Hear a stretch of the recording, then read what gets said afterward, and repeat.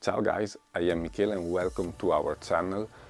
Today I am very happy because for the first time since a long time I am really stoked about a board.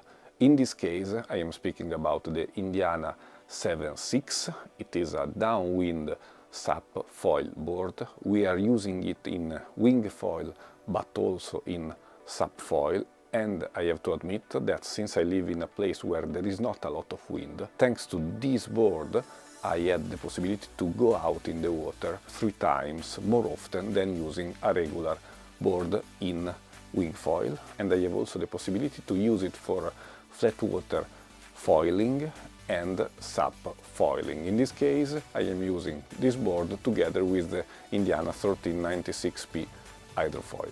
So in the next minutes we will speak about the downwind shape, we will see the Indiana range of boards and we will see how this board performs in the water. In the meanwhile, if you like our videos, please think to like and subscribe to the channel. So let's start speaking from the shape. The downwind shape, everyone is speaking about this shape and they wanted to do a test buying a board with a big hydrofoil. And now I am completely convinced that these shapes are a revolution that really works. So far 95% of my wing session are made using downwind shapes. You know that thanks to this shape the boards are becoming more and more narrow and more long. The reason is very easy. With this kind of shapes the board increases very easily the speed on the water, and since the lift to the hydrofoil is the square of the speed, it's very easy to understand why this revolution really works. In my opinion, these boards are not for beginners, absolutely not. You need to have some experience, you need to have some balance on the board, but if you master it, then it will change everything in your daily session. Now, speaking about the brand who built this board, is called Indiana, is a Swiss company. They are developing downwind board since the beginning of this revolution, and also last year they won a special prize at the exhibition Paddle Sport show. So far the downwind range is very wide because they have 8 boards in the portfolio.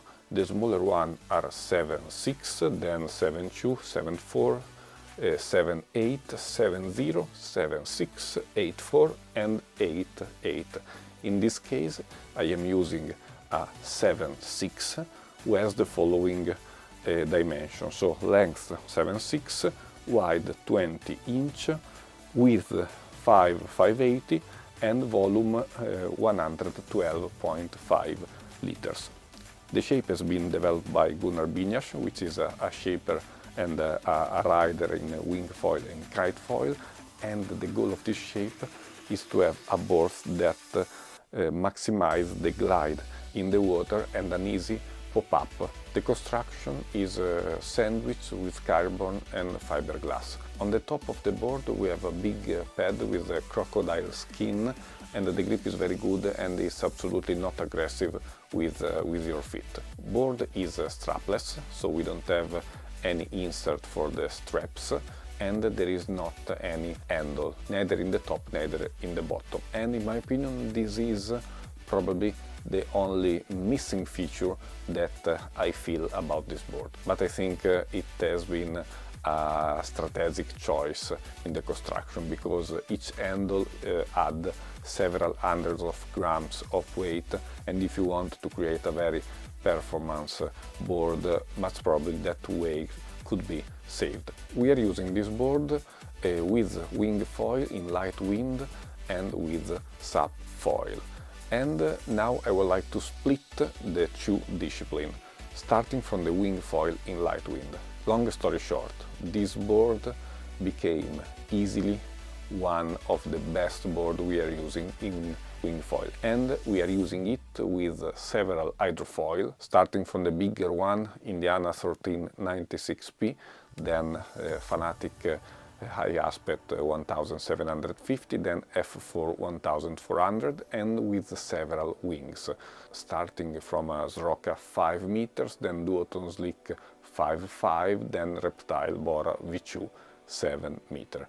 We wanted to do a complete test, testing it in several scenarios, and so far I have to say that I've been very happy with this board, starting from the 8 knots of wind, where if you use a big hydrofoil, or if you use a small hydrofoil but you are very good in pumping, you can easily fly with no issue, you can enjoy a lot. But we used this board also with let's say medium wind, like 20 knots, and I have been happy also in that conditions. I have been very impressed when I jumped on this board for the first time, because I was a little bit scary about the reduced width of 20 inch, but I have to admit that I am having zero issue with the stability. When you use it in wingfoil, you have the wing in your hand and easily you can find the perfect balance. So zero issue, neither in the calm water, neither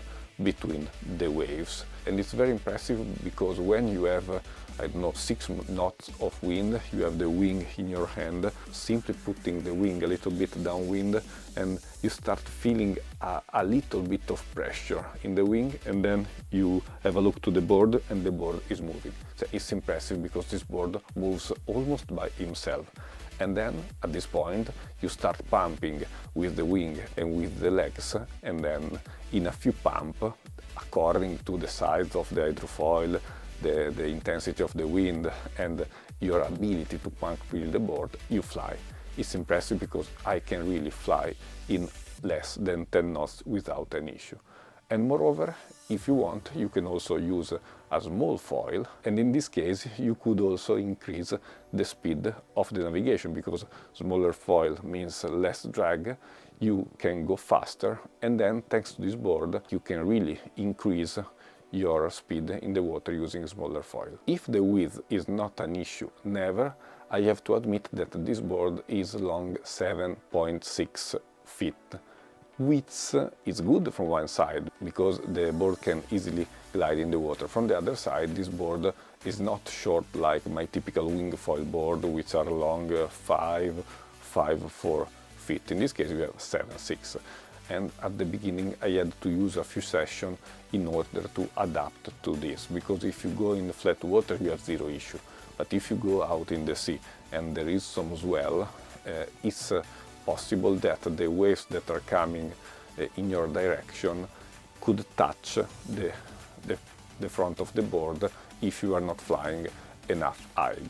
So at the beginning I had to adapt to it, but after 2 sessions I understood which was the right height according to the sea. As I said, we are using it from 8 to 20 knots in wingfoil, and I have to admit that this board became very quickly our go-to board in these conditions. Now let's see how this board works in SUP foil. I have to admit that we are a sort of beginner in these disciplines, so much probably in a few months we will release a follow-up to this video regarding the SUP foiling, but thanks to this board and the 139.6p hydrofoil we have been able to fly both with some very small waves, and it's impressive because with 30 centimeters of swell you can fly, impressive, but also we have been able also to fly in flat water only thanks to the pumping. A big difference between the uses of this board in SUP foil than in wingfoil is that in SUP foil, if you are not an experienced or intermediate rider, the width of 20 inch could be at the beginning a little problem. I mean, you need to adapt to the fact that this board is very stable because it's very long from one side. From the other side, the lateral stability is not similar to other boards, bigger boards, because 20 inch are 20 inch. It's correct that below the board you have the hydrofoil that anyhow balance somehow the situation, but 20 inch are not really a lot. So I have to admit that the first 2 or 3 sessions I struggled a little bit to find my balance on the board. Most probably the issue was mine because I was not used to go out in the water with the board so narrow. But after 3 sessions, using in the correct way the paddle, so putting the paddle always in the water in order to balance your weight, and using the surf stance on the board instead of having the two feet parallel one to the other, now I can go out also in the waves with this board with zero issue of stability. Once you get used to the width, then the second challenge is to understand how to pump the board only with the feet, because you need to have a perfect pumping technique with the legs and a perfect synchronization between the pumping with the legs and the stroke with the paddle. But if you succeed in this, you will see that your level will increase massively also in WINGFOIL. And I am very grateful because thanks to this board and to this hydrofoil, I really now improved massively my pumping technique. This board really helps you a lot to increase your ability to stay in the water and to enjoy your sessions. When we speak about using the Indiana downwind between the waves, the shapes so narrow and so long helps a lot, because the board almost by himself start gliding through the waves, and then if you are already gliding because the waves is somehow pushing you, then it's just a matter of paddle and pump with the legs, and you are up and you fly. This board can be bought on Indiana website in the US or in Europe. Here in Italy, this board now costs 1,550 euros, which is, in my opinion, a good price considering the quality of the board, the quality of the construction, and especially the amount of session you will enjoy with this board. Because, as I said, thanks to this board, I had the possibility to multiply by 3 the number of sessions in the water, especially in WINGFOIL. The only defect, which is not a defect, but is something that I'm missing a little bit, is the missing of the handle. It's true that this board is only 20 inch wide, so when I need to go in the water, I put the board under my arms and I can do also 200 meters without any issue, but I was used to have handles in the board, and in this case this is a functionality, let's say, that is somehow missing. If you are yet here, it means that you appreciated a lot this video and this board, so thanks a lot for your attention. If you want, you can like and subscribe to the channel, and now I need to do other tests. Thanks and bye. Michele.